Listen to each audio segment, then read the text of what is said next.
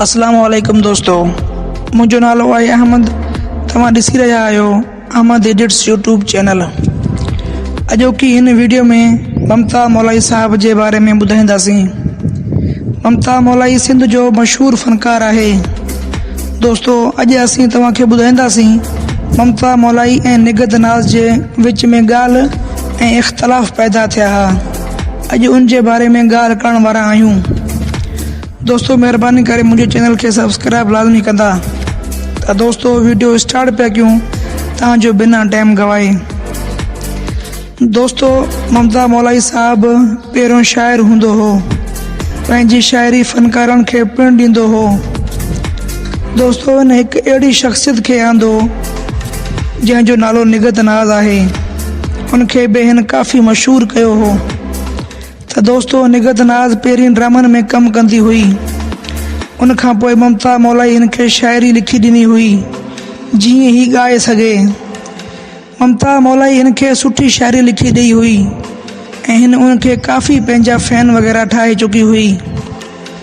ऐं दोस्तों, पहिरीं 5 एल्बमनि खां बाद में ही ॻाल्हि हुली हुई त निगत नाज़ मरी वई आहे। त दोस्तों, उन खां बाद में ममता मौलाई साहब इनके अहिड़ो गानो ठाहे ॾिनो हो जो दुश्मनन जा होश ही उॾरी विया हुआ। त दोस्तों, उन खां पोइ निगत नाज़ तमाम मशहूर थी वई हुई। निगत नाज़ जी मशहूर कामयाबी खां बाद में ममता मौलाई निगत नाज़ खे चयो, छा तूं मूंसां शादी कंदीअ? उन वक़्तु निगत नाज़ ममता मौलाई खे जवाब ॾेई छॾियो हो। उन वक़्तु ममता मौलाई खे काफ़ी ॾुख थियो हो।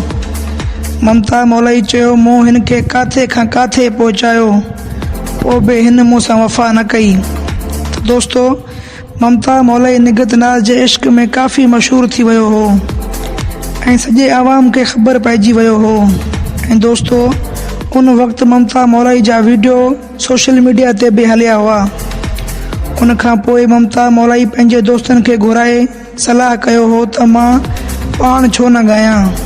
सो दोस्तों, ममता मौलाई इश्क में फेल थी ॻाइणु शुरू कयो हो।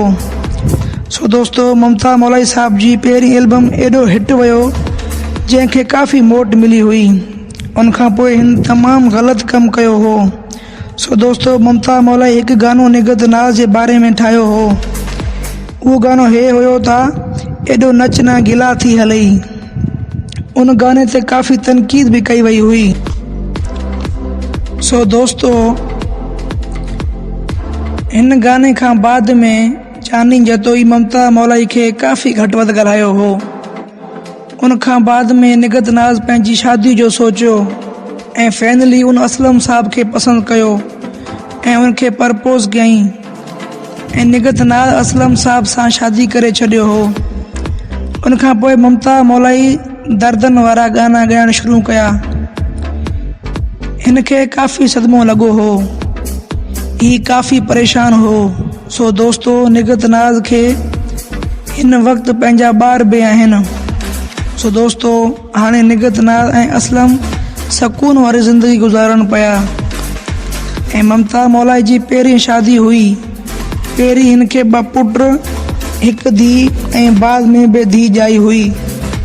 सो दोस्तों, ही हुयो ममता मौलाई साहब ऐं निगत नाज़ जी कहानी। अगर तव्हांखे वीडियो पसंद अचे तो लाइक कंदा, कमेंट कंदा ऐं सब्सक्राइब करण न विसारींदा।